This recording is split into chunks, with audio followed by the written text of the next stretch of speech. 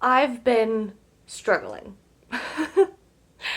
It has taken me over 3 months to read the Serpent Dove series. And frankly, I blame this book for all of that, but we're getting ahead of ourselves. Warning, this video is going to be spoiler heavy. Proceed with caution. If you don't care if the Serpent Dove Trilogy is spoiled for you, fabulous. Keep watching. If you've already read the series, great. But if you don't want this series spoiled for you, feel free to click off, and I hope to see you in the next video. What I have learned about myself doing this channel is that I am not the kind of book reviewer who goes plot point by plot point. Rather, I do topics and overarching concepts, and this video will be no different. I started this journey by reading the first 15 pages of The Scarlet Veil because I was in the mood for a vampire novel. And then I did a little bit of research, and it was fairly strongly recommended to read the Serpent and Dove trilogy first if you didn't want this trilogy spoiled. Reading just 15 pages spoiled a little bit of the series for me, but I decided that reading this series first would be better off for me. So my beautiful, amazing partner bought me the trilogy. And I pretty quickly read through Serpent and Dove. I thought it was fairly solid. For me, the biggest positive of this series is the magic. I really love the concept, and it's not necessarily a new one, but from my personal consumption experience, not all that common. The idea that nature demands balance. Magic requires an equal sacrifice in turn. Very much like Full Metal Alchemist vibes with alchemy. Full Metal Alchemist. Full Metal Alchemist.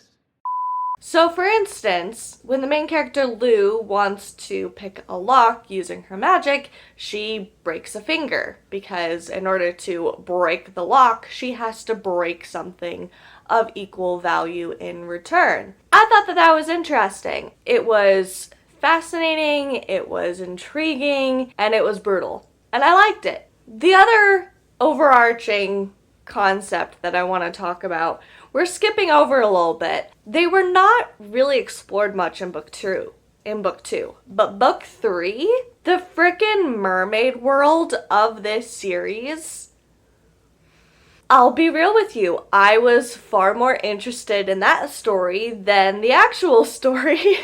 I thought the world was more fascinating. I just really clung to this beautiful world of mermaids that has been created in this story. And I was like, man, I really want to read a mermaid story in this world now. Also, I just kind of want to read mermaid stories. So if you have any mermaid book suggestions, leave a comment down below and I'll check it out. Those are kind of two of my favorite points of this series. The magic system is interesting. I like the visuals of doing magic internally, the idea of the threads. I think that's really cool. Loved the mermaids. I really enjoyed Coco as a character. Ansel, of course, was my favorite. Heavy spoilers. I cried.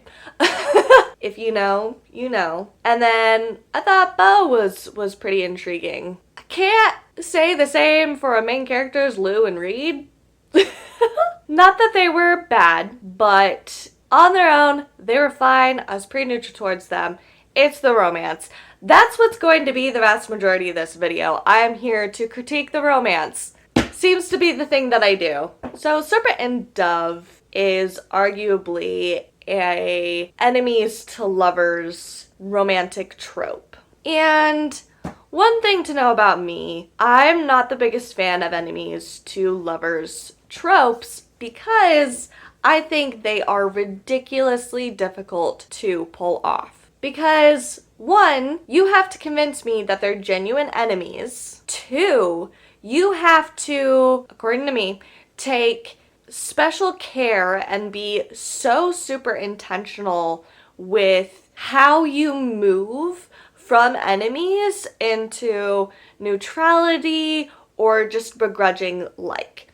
And then you need to stay there for long enough or have something reasonable happen that would put them solidly into liking each other, and then you can go from there into moving into lovers. And I think that Serpent and Dove did not do that very well. I'm going to talk about a completely separate book for a second here. Do You Take This Man by Denise Williams is arguably the trope of enemies to lovers, but the reason that I personally wouldn't put it into enemies into lovers is because they're just people who get on each other's nerves, but it's that sort of banter that builds up the tension so that it's satisfying, wink wink nudge nudge, when it is acted upon. Also, this is a solid book. I really enjoyed my time. If you want a banter heavy, spicy adult romance novel that's just kind of fun and light, good book. Anyway, again, to illustrate my point about enemies to lovers, I wouldn't call them enemies. I'd call them people who bicker, who have very clear attraction for one another. I wanted to mention briefly that one of the few enemies to lovers that I really like is Spike and Buffy from Buffy the Vampire Slayer. I do prefer Spike over Angel. Maybe that's blasphemous. I don't know. And you can also even argue that maybe Buffy didn't love Spike the way that he wanted her to love him. Like in the biblical sense, yes. And I do think that by the end of the series that there was like genuine fondness and quite possibly, you know, a begrudging love that's slightly closer to platonic. But Spike for sure genuinely loved Buffy. I could go on a whole entire video about why I think Spike is more compelling of a love interest, but that's not what this video is for. Anyway, I just wanted to, for whatever reason, give a quick shout out to enemies to lovers. Again, it's so difficult to pull off. If you guys have any examples of like really well pulled off enemies to lovers books, please leave recommendations in the comments below and I will judge them. Serpent and Dove is interesting because I fully believe that Reed hates Lou and Lou, bare minimum, mistrusts Reed. So I would very solidly place Reed and Lou in the camp of enemies. Would I place them solidly in the camp of lovers? No. In the biblical sense, yes. But in the romantic sense, I'm not convinced, and I definitely blame this book for it. So with Serpent and Dove, the first book, in my reading of it, it just kind of felt like Reed and Lou, there's just a switch that was flipped where they hated each other, they despised each other, they hardly ever tolerated each other, and then all of a sudden they were in love and I was left not convinced. And Blood and Honey convinced me more that I shouldn't be convinced. Blood and Honey is an interesting story in terms of the romance between Lou and Reed because the book is explicit in Lou and Reed are not good together and they're not good for each other. They're just kind of like romantically obsessive with each other. And again, if you want me to root for a couple, don't spend an entire book detailing why I shouldn't support this couple. By the time we end Gods and Monsters and there's this whole spiel about how Lou and Reed's love is cosmic, that their connection is so strong, I'm just sitting there going, you're telling me, but you showed me in this book that that it shouldn't be. And the other thing about Gods and Monsters, and specifically the romance between Lou and Reed, that really grinds my gears, is the whole amnesia thing. Ugh! Listen, as someone who watched a lot of early 2000s Korean dramas, I've gotten my fill of the amnesia trope. I really have.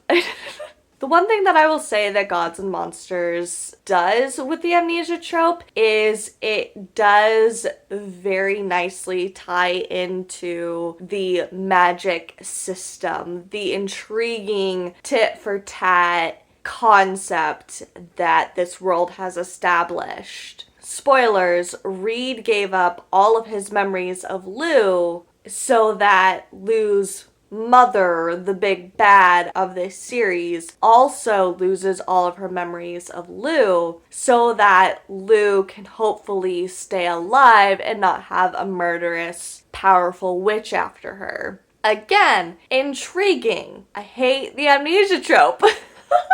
Because the amnesia trope was super popular in Korean romantic dramas. It gave us a chance to watch the characters fall in love again. It re-emphasized why these two are meant to be, why they're supposed to be together. And for people watching who really like romances and who really like the couple, that can be really fun to watch. And then it got overdone and it was pretty much the same thing over and over again. When you use the amnesia trope to lead your audience through why these characters are meant to be together, why their romance is so compelling, why these two will absolutely fall for each other in every lifetime, through every scenario, you have to make me want the characters to be together. You have to have made their love prior to the amnesia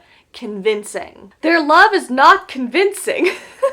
So when Reed gets amnesia and Lou needs to or wants to make Reed fall in love with her again, I am just reminded of why they shouldn't be together. I'm reminded again that they don't make sense. They make far more sense as enemies and then begrudging allies, especially once Reed is revealed, spoiler, to be a witch, a male witch. He has to accept his magic, so on and so forth. That would have been more fascinating to get them to be begrudging allies, so then you could get into that murky middle section of, I want to hate you, but now I like you and I don't like that I like you. That doesn't happen. They just kind of switch over.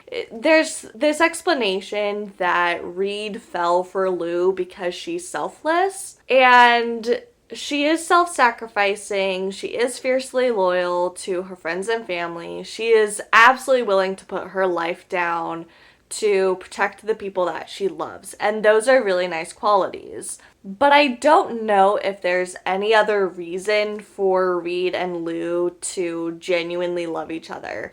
And so I think that that's honestly the biggest weakness of this trilogy, is the romance at the center of it. The main thoroughfare of this series. And the interesting thing to me is Reed magicking his amnesia, in my opinion, just re-emphasizes why they don't make sense, why these characters don't work together, when the whole point of the amnesia trope is to re-emphasize for the audience, these characters are meant to be together, hell or high water, in whatever lifetime timeline they're in. They're just meant to be together. And I was never convinced of that, especially because we have Blood and Honey.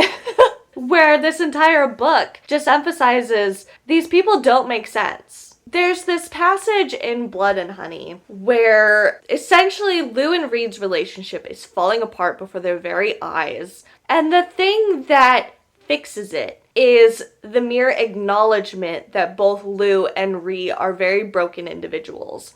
And while I think that that's a wonderful start, it's the start. That's not the solution. That's not working through the problems. And I mean, to be fair, who has time to work on their relationship issues when they're literally fighting for their lives from a murderous witch and her coven of loyal sisters, right?